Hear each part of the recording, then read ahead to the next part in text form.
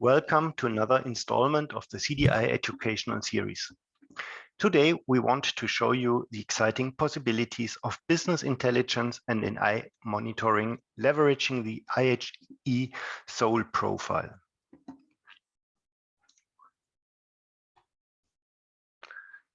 My name is Michael Kelm, and I'm working for Siemens Healthineers on the Teamplate Digital Health platform. And I'm Mohannad Hussain. I'm a principal consultant at Techie Maestro Inc. Concerning conflicts of interest, as said, I'm an employee of Siemens Healthineers. And as I mentioned, I'm an independent consultant. I'm also a technical project manager with both RSNA and SIIM. So today we are going to talk to you about how you can achieve interoperability in aggregation of analytics. We're going to give you an introduction to an IHE profile called SOLE. We're going to dissect SOLE by showing you what the message format within SOLE looks like and what kind of event codes you can use to track events. And of course, we're going to highly encourage you to include SOLE in your RFPs. Here we show you some example BI dashboards that have been created for the Imaging AI in Practice demo at RSNA 2021 using simulated SOLE event data. The shown examples are based on questions collected from clinical experts. Now imagine you are responsible for a large radiology department. You have recently invested into AI-based triaging in order to make sure that patients with critical findings are immediately reported. But how can you now measure return on invest? Did turnaround time actually improve for your patients with critical findings using AI? Collecting SOLE events about your procedures in AI will allow you to monitor exactly that and more. You may also wonder which procedures are already covered by AI and to which degree. Are there procedures that are not covered and for which it would be worthwhile to go shop for AI? Again, if you collect your SOLE events, an answer to that question is just a few clicks away. Now that you have acquired AI for nearly every procedure type in your department, how do you make sure that all of your AI performs correctly? Imagine you acquired a number of new CT scanners just because the image quality is so much better at lower dose values. A few days later, you overhear one of your radiologists complaining about the brand new chest CT AI that you thoroughly validated last year, yielding the same excellent numbers that the vendor promised. Being alerted, you immediately check your SOLE-based AI monitoring dashboard, and indeed, you can see a jump in the rate at which your radiologists accept the findings from your chest AI, just the same day when the new scanner started working. After consulting the AI vendor's hotline, the problem was quickly identified and fixed, bringing your chest CT AI back to normal operational performance. Fortunately, you collected SOLE events from all your IT systems involved in the AI-based reporting. And now that you've seen these beautiful dashboards that Michael shown, you're probably thinking, hey, how can I get this at my institution? And the answer to that is with IHE Radiology SOLE profile. SOLE stands for Standardized Operational Log of Events. And it's basically a nice vendor-neutral way to be able to track events that occur throughout the radiology workflow. Tracking those events now allow you to, by aggregating, perform analytics, dashboards, and therefore be able to make decisions based on actual facts instead of things like gut feelings. When you aggregate these events, you can also monitor performance metrics like report turnaround in a vendor-neutral way, regardless of whether all your systems in the hospital come from one vendor or not. It's also important for measuring return on investment for different initiatives or products that you might be trying. Maybe you're trying to put more staff in a specific part of the workflow and you want to see if that actually helps with the bottleneck. Or maybe you've deployed a new product, for example, like an AI model, and you want to see how effective that product is. It's also important to be able to analyze the efficiency of your workflows as well as the distribution of workload, again, among staff, among scanners, etc. And that's all possible with SOLE. So to get SOLE working, regardless of whether you want to use it for AI purposes or in general, what you need is essentially two types of actors that are involved in SOLE. The first one is a SOLE repository that may be PAX or a different system, but you need at least one repository. So the repository is the one that's responsible for receiving the events from what is called an event reporters, and it stores them. That may be the same system that produces dashboards like the ones you've seen, but it may just be a system that stores them and then provides aggregate information that power another application, which then creates the dashboards for you. And then, as I mentioned, you need event reporters. So these event reporters can be downstream systems, pretty much anything you have around your hospital system, and their job is to feed the events of what happened in the workflow to the repository. So a modality could be an example. A PAX system is another one. Any tool with AI integrated into it, whether you've got an orchestrator / AI marketplace, an actual model, an AI results viewer, your EMR, risks, workload managers, reporting, etc. All of these are events that could be submitting, systems that could be submitting events. Now let's have a look at what a SOLE event looks like. A SOLE message systematically encodes relevant information about an event. This includes a mandatory event type code and a timestamp, which tell what happened and when. Note that information such as the event type code are encoded semantically and chosen from a defined and extensible vocabulary in order to avoid ambiguous interpretations. The audit source field informs about the IT system that reported the event. In addition, the event may carry information about who was acting in the event.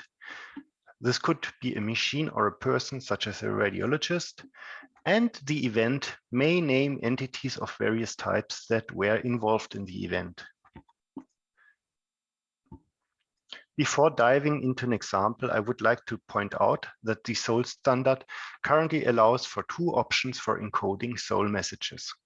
One possible choice is to base SOLE on the DICOM Aetna message standard, which is typically combined with the syslog transport layer.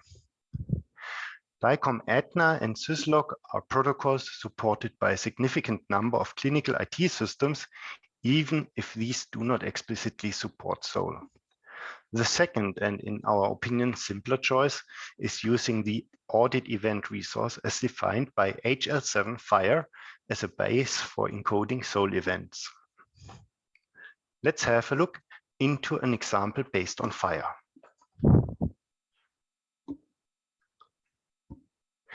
On 19th of October 2021, Dr. Who opened a particular imaging study for reporting, and that's the event that is encoded in this SOLE message example. So this message actually holds the recorded field, which says, when did that happen? Then we have a code for the type of the audit message. For SOLE, this is always the same. It's an imaging operational event, as you can see here, encoded semantically. And then here we chose the study opened for reporting, a subtype of the event, which actually encodes the action or the event type, SOLE event type that happened. We see that there's, as a source, we have a reading workstation here that should indicate this reading workstation is in room A21. And then the agent who was acting is Dr. Who. And finally, the entity, and here we use a reference into the FHIR server again. The entity which was acted on, the study which was opened for reporting, is then encoded here with this link. Yeah, and that's it. That's how simple you can encode such an event in FHIR.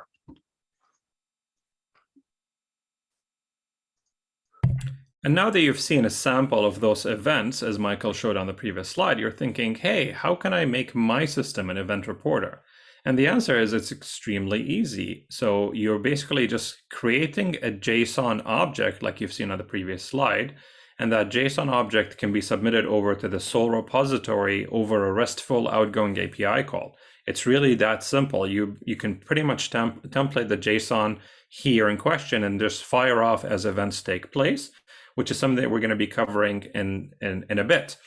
Now, one thing that is important about being able to implement this is, on one hand, it's extremely easy, but on the other hand, this is a pretty serious product differentiator. So all the vendors listening to this presentation are highly encouraged to look into implementing SOLE. Now, one of the things you noticed in that message that Michael showed is that there are discrete timestamps for every event. So every event has a very detailed timestamp of when it occurred, all the way down to the second or potentially even fractions of a second. These timestamps can now enable a hospital system to implement new efficiency and quality metrics. For example, a lot of institutions nowadays focus on metrics like report turnaround time. But what if you could now start inventing your own turnaround time events? So for example, maybe invent a new one called study turnaround time, maybe measures the time from when the study was captured until the time maybe some preliminary AI analysis was done on the study, or something along those lines. Another common example that hospitals struggle with is the time it takes to communicate urgent findings. And again, SOLE would be something that can help with measuring the time it took from one event to another. It's something that's relatively simple to do. And of course, return on investment is another big one, whether we're talking about AI investments or just generally any other investments. So being able to measure your volume and utilization of resources is a big deal. But remember, because under the hood, you actually have the discrete events and discrete timestamps for what happened, you can now go in and slice and dice. So you can, view the stats for maybe a specific modality for a given month or something like that. It's a nice balance between being able to aggregate things, but also dig deep into things. The two examples Michael showed earlier are also good ones for AI. What is my procedure coverage with a given AI model? Maybe I've got a procedure that has multiple AI models covering it, or maybe I have procedures that have none AI models covering it. And concordance rates, which is when radiologists are agreeing or disagreeing with results. So these are both excellent examples. Let's try and make sense of what the workflow looks like, because we've talked a lot about events and what those look like. So here, I'm going to show you an extremely simplified radiology workflow. Obviously, a workflow in real life is more sophisticated than this, but let's just do this for the sake of explaining what it looks like. So you're going to notice in these boxes are events that are being fired. One thing to note here is that this is based on the work that was done at the RSNA Imaging AI in Practice demo in 2021. And at that time, some of these events were still in a change proposal state, so they didn't have an official code assigned to them, which is why you see the prefix RSNA IAIP. However, some other events like this one over here have an RID code, which comes direct from RADLEX, which is already in the existing final text of the SOLE profile. So coming back to the workflow, so the PACS system receives the images from modality, and it then fires off an event saying, images have arrived.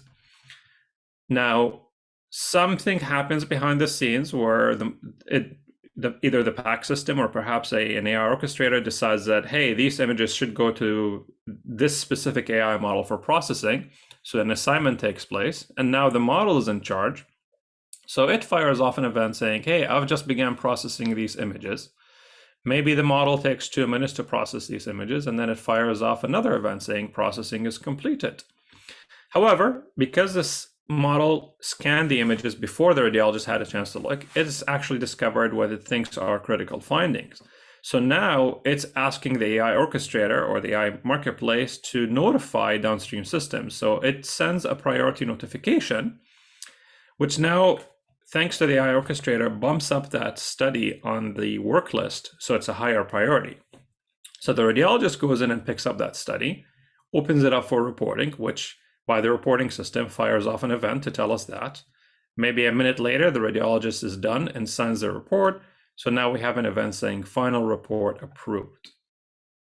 So here you've seen very simple example of how these events can be tracking the different steps of the workflow, and again, how you can subtract these timestamps and be able to figure out bottlenecks in your workflow. So now you're asking, you've talked a lot about event codes, where can I find them? And the answer is right here. So under my mouse cursor, you see the link to the existing final text of the IHE SOLE profile. If you go to page 40, you're going to find the list of current events. However, keep in mind there's an upcoming change proposal that's adding many more, specifically the ones that are related to AI. So please keep an eye for that. Now, evidently, sooner or later, somebody is going to have a new event that probably doesn't exist in the final text or the upcoming change proposal.